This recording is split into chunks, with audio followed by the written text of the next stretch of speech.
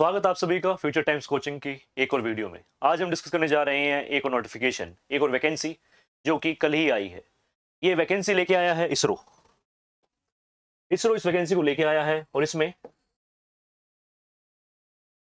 इसरो के अंदर different subjects, different levels की टीचिंग जॉब्स ऑफर कर रहा है इसरो। तो ये डिस्कस करते हैं इसके अंदर क्या क्या इसके अंदर एग्जाम जो है। इसकी जो डेट है वो 6/8 से स्टार्ट हो रही है, 6/8 से, और जो लास्ट डेट है उसकी 28 तारीख है फॉर्म भरने की। आइए डिस्कस करते हैं इसके अंदर कितनी वैकेंसीज हैं और इसके अंदर क्या क्या इसका पैटर्न रहेगा। आपको मैं बता दूं, इसके अंदर जो बीएड, पहली चीज जो इसमें सबसे मेन है, ना ही इसमें बीएड स्पेशल एजुकेशन वाले, ना ही इसके अंदर पीआरटी के लिए एलिजिबल है, ना ही टीजीटी के लिए एलिजिबल है, और ना ही वो पीजीटी के लिए एलिजिबल है। तो वो इस वैकेंसी को ना भरे, क्योंकि उसमें साफ साफ लिखा हुआ है कि बीएड स्पेशल एजुकेशन एलिजिबल नहीं है। लेकिन एक और चीज पीआरटी के अंदर इसमें एक देखने वाली बात है कि जो बीएड, जो diploma in elementary education special करके आते हैं, वो पीआरटी के लिए एलिजिबल है। तो इसके अंदर से बात करें, इसमें पीजीटी के लिए, पीजीटी मैथ्स के लिए 2 वैकेंसीज हैं, जिसमें जो वैकेंसीज है एक वैकेंसी है, एक वैकेंसी अनरिजर्व्ड है और जनरल है, और एक वैकेंसी ओबीसी के लिए है। जैसे कि पैटर्न सेम रहता है, पीजीटी मैथ्स के लिए जो है उसके अंदर मास्टर्स होनी चाहिए मैथमेटिक्स के अंदर, और उसके अंदर 50% एक एग्रीगेट क्राइटेरिया है, MSc from any regional college of NCERT जो कराती है वो इंटीग्रेटेड कोर्स हो, या फिर मास्टर्स के अंदर 50 as a masters as a mathematics as a subject masters के अंदर होनी चाहिए। और आइए आगे चलते हैं इसमें हम, क्योंकि इसमें वैकेंसीज काफी ज्यादा है तो इसको थोड़ा हम शॉर्ट एंड क्रिस्प रखेंगे इस वीडियो को। इसके बाद जो अगली वैकेंसी है वो पीजीटी फिजिक्स के लिए है। पीजीटी फिजिक्स के लिए सेम क्राइटेरिया है जो बाकी वैकेंसीज में रहता है, 50% मिनिमम, और उसके साथ साथ जो मास्टर्स इन फिजिक्स, साथ में बीएड इसमें कंपलसरी है। और जो डिजायरेबल है, एसेंशियल नहीं है ये, इसके अंदर डिजायरेबल जो है वो कंप्यूटर है, डिजायरेबल है, एसेंशियल नहीं है। तो आप इसके अंदर, आपको एक बेसिक नॉलेज है तो वो भी चलेगी। लेकिन आप इसके अंदर मेन बात करें तो ये 2, इसमें एक रिटन एग्जाम होगा और एक स्किल टेस्ट होगा। स्किल टेस्ट के लिए आपसे पूछ सकते हैं, और डिजायरेबल में कुछ चीज पूछ सकते हैं, तो आप बेसिक नॉलेज इसकी आप रखने चाहिए। तो ये आगे चलते हैं। उसके बाद पीजीटी बायोलॉजी, पीजीटी बायोलॉजी के अंदर सेम है, वही मास्टर्स इन जूलॉजी हो, बॉटनी, इसके अंदर साफ साफ मेंशन कर रखा है बॉटनी, बॉटनी जूलॉजी के लिए, और लाइफ साइंसेस बायो साइंसेस के अंदर आपकी मास्टर्स हो 50% क्राइटेरिया के साथ, जो कि एक बेसिक नॉर्म है किसी भी वैकेंसी के लिए। आगे चलते हैं। इसमें अगली वैकेंसी जो है वो पीजीटी केमिस्ट्री के लिए है। केमिस्ट्री के लिए सेम वैकेंसी रहेगी, सेम चीज रहेगी, मास्टर्स इन केमिस्ट्री, और बाकी जो एसेंशियल क्वालिफिकेशन है वो इसमें सेम रहेगी। तो इसमें आप एक वीडियो को पोस्ट कर इसमें देख सकते हैं, इसमें पढ़ सकते हैं इसके अंदर कि क्या क्या वो। उसके बाद बात करें तो टीजीटी कंप्यूटर, टीजीटी मैथ के लिए, टीजीटी मैथ की वैकेंसी है, 2 वैकेंसी है इसके अंदर, एक जनरल के लिए और एक ईडब्ल्यूएस के लिए है। इसके अंदर जो ईडब्ल्यूएस के अंदर जो इसकी जो रिक्वायरमेंट है उसके लिए इसके अंदर स्पेशली मेंशन कर रखा है ईडब्ल्यूएस के अंदर, कि ईडब्ल्यूएस के अंदर क्या क्या उसकी नीड है और क्या ओरिजिनल सर्टिफिकेट उसको चाहिए, और क्या क्या इलस्ट्रेशंस हैं वो उसमें दे रखी हैं, आप देख सकते हैं इसके अंदर। तो इसके अंदर हम बात करें टीजीटी मैथ के लिए, टीजीटी मैथ में मैं बताना भूल गया, इसमें आप जो mathematics as a subject bachelor degree integrated जो कोर्स है वो हो सकता है आपका, जो इसमें रीजनल कॉलेज कराता है, या फिर बैचलर डिग्री मैथमेटिक्स होनी चाहिए और साथ में आपकी बीएड होनी चाहिए, जो एक क्वालिफिकेशन है। और साथ साथ आपके कोई भी 2 सब्जेक्ट, मैथ के साथ साथ कोई भी 2 सब्जेक्ट होने चाहिए जो आप उसको परस्यू कर रहे हैं अपनी ग्रेजुएशन के अंदर, physics, chemistry, electronic, computer science and statistics, इनमें से कोई भी आप 2 सब्जेक्ट आपके पास होने चाहिए ग्रेजुएशन के अंदर इस वैकेंसी को फिल आउट करने के लिए, इस वैकेंसी के लिए एलिजिबल होने के लिए। आइए आगे बात करते हैं, हम अगली वैकेंसी के लिए जाते हैं। इसमें अगली वैकेंसी जो है वो आती है टीजीटी हिंदी के लिए। इसमें हिंदी एज ए मास्टर्स आपके अंदर, आप सॉरी हिंदी ग्रेजुएशन के अंदर आपके पास हिंदी होनी चाहिए, और हिंदी के अंदर आपके 50% जो ग्रेजुएशन के अंदर आपके 50% मार्क्स होने चाहिए, जिसमें मेंशन कर रखा है, साथ में बीएड होनी चाहिए, और आपका टीजीटी के लिए जो मेन चीज है वो CTET qualify, CTET second qualify होना चाहिए आपका। 90 मार्क्स जो जनरल के लिए है, और 82 मार्क्स की जो क्राइटेरिया होता है वो रिजर्व कैटेगरी के लिए होता है, जिसमें ओबीसी नहीं आता है। एक बात विशेष रूप से ध्यान देने वाली बात है इसके अंदर। तो ये बात आगे चलते हैं इसके अंदर हम। तो अगली वैकेंसी की तरफ जाते हैं हम, तो आती है इंग्लिश की। इंग्लिश के लिए भी सेम चीज रहेगी कि आपके लिए ग्रेजुएशन में आपका सब्जेक्ट इंग्लिश होना चाहिए, ग्रेजुएशन आप इंग्लिश सब्जेक्ट से करनी होनी चाहिए, और साथ में आपका बीएड जो एक एसेंशियल क्वालिफिकेशन है, और साथ में सीटेट लेवल 2 आपका क्लियर होना चाहिए।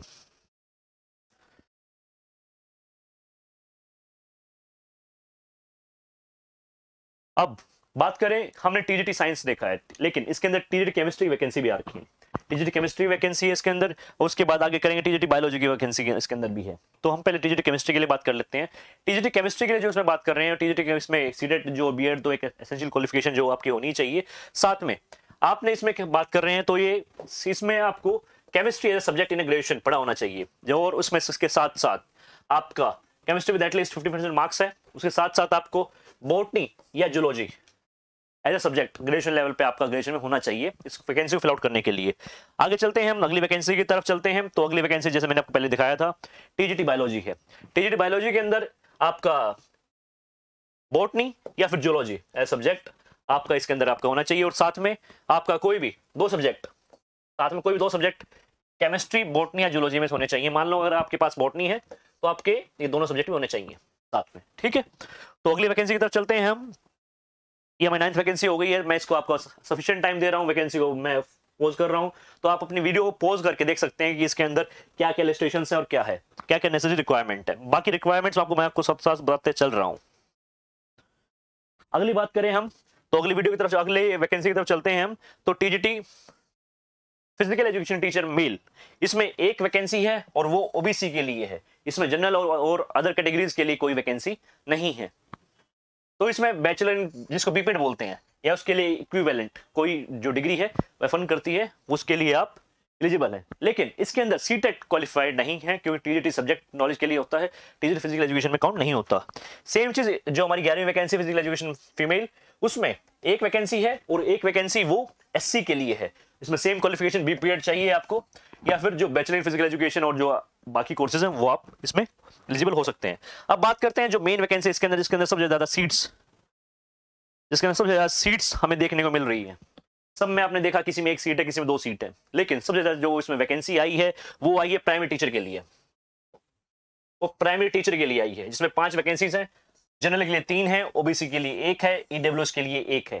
इसके अंदर एससी एसटी के लिए कोई वैकेंसी स्पेसिफाइड नहीं है, लेकिन आप इसके अंदर वैकेंसी जो आप जनरल के लिए काउंट, आप इसके अंदर अगर आप एससी एसटी हैं तो आप जनरल के अंदर आप इसमें काउंट होंगे। इसमें बात करें अब इसमें हम बात कर लेते हैं कि क्या आपको क्या इसमें रिक्वायरमेंट है और क्या है। 2 ईयर जो डिप्लोमा कोर्स होता है एलिमेंट्री एजुकेशन के लिए, आप वो इसके अंदर एलिजिबल हैं। 4 ईयर जो कंबाइंड कोर्स होता है बीएलएड, वो भी एलिजिबल है इसके अंदर। साथ में जो स्पेशल एजुकेशन है 2 ईयर कोर्स स्पेशल एजुकेशन, वो भी एलिजिबल है। लेकिन एक चीज देखने वाली बात इसमें यह है कि इसके अंदर बीएड स्पेशल एलिजिबल नहीं है, ये विशेष बात है इसके अंदर। तो आप इसमें ध्यान रखें कि आप अगर आपने बीएड स्पेशल की है तो आप इस वैकेंसी के लिए आप एलिजिबल नहीं हैं। इसके अंदर सीटेट लेवल 1 क्वालिफाई होना जो कंपलसरी है, क्योंकि जो एक एसेंशियल क्वालिफिकेशन है।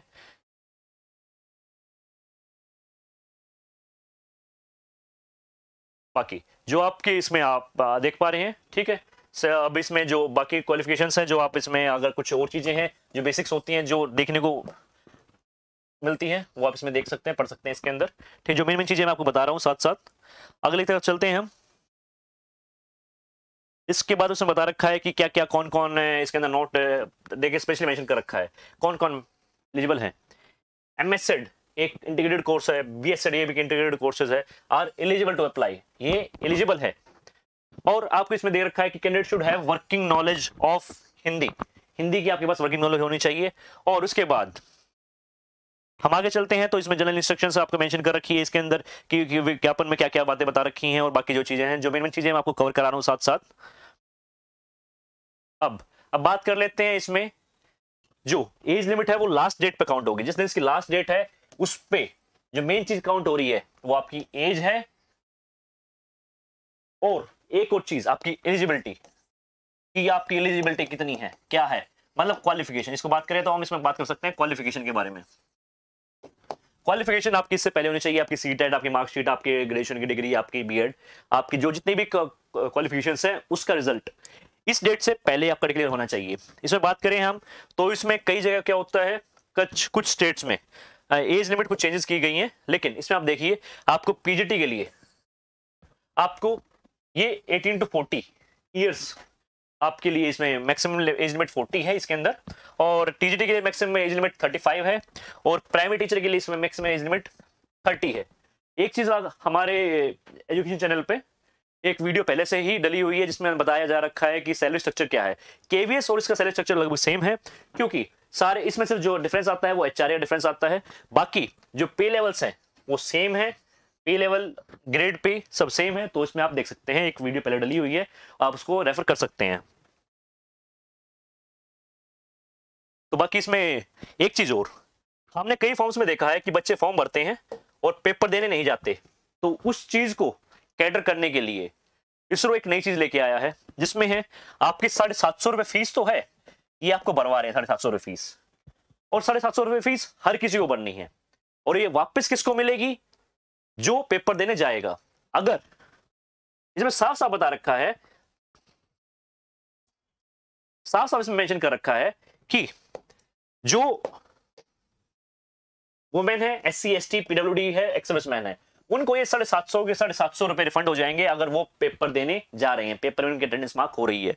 और जो उसके बाद जो बची हुई कैटेगरीज है, जैसे EWS है, OBC है और जनरल कैटेगरी के स्टूडेंट्स हैं, मेल है, उनके लिए ये 500 रुपए फीस रिफंड हो जाएगी।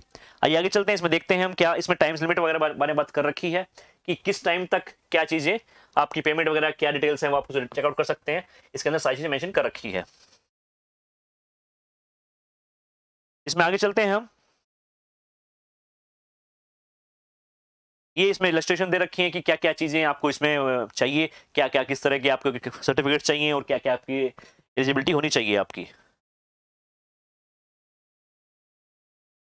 अब बात करें तो इसमें बता रखा है कि स्पेशली मैंने पॉइंट आउट कर रखा है कि सिलेक्शन जो प्रोसेस है वो क्या रहेगा। इसमें साफ साफ मेंशन कर रखा है कि आपका रिटन टेस्ट होगा, आपका रिटन टेस्ट होगा, आपका स्किल टेस्ट होगा, और उसमें बता रखी है कि किस तरह स्किल टेस्ट में बच्चे छांटे जाएंगे।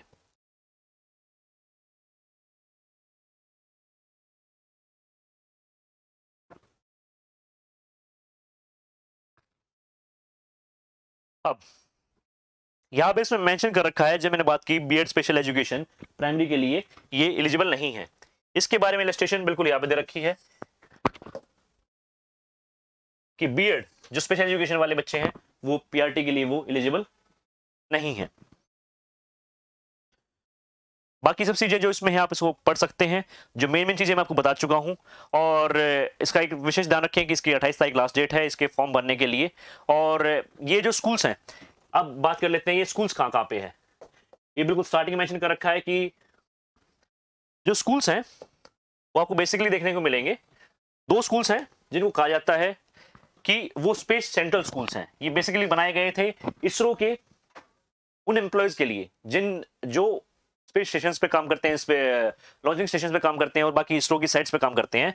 तो ये दो स्कूल्स हैं यहाँ पे, श्री हरिकोटा में और सोलेपट्टा में, और ये इन स्कूल्स में ये चीजें हैं। और बाकी अगर इस चीज में आगे आप फॉर्म्स इसको अप्लाई करिए, और हमारे चैनल पे फ्यूचर टाइम्स कोचिंग पे आपको और वीडियोस देखने को मिलेंगी जिसमें इसके एग्जाम पैटर्न के बारे में, स्किल टेस्ट के बारे में और बाकी चीजों के बारे में आपको पता चलेगा।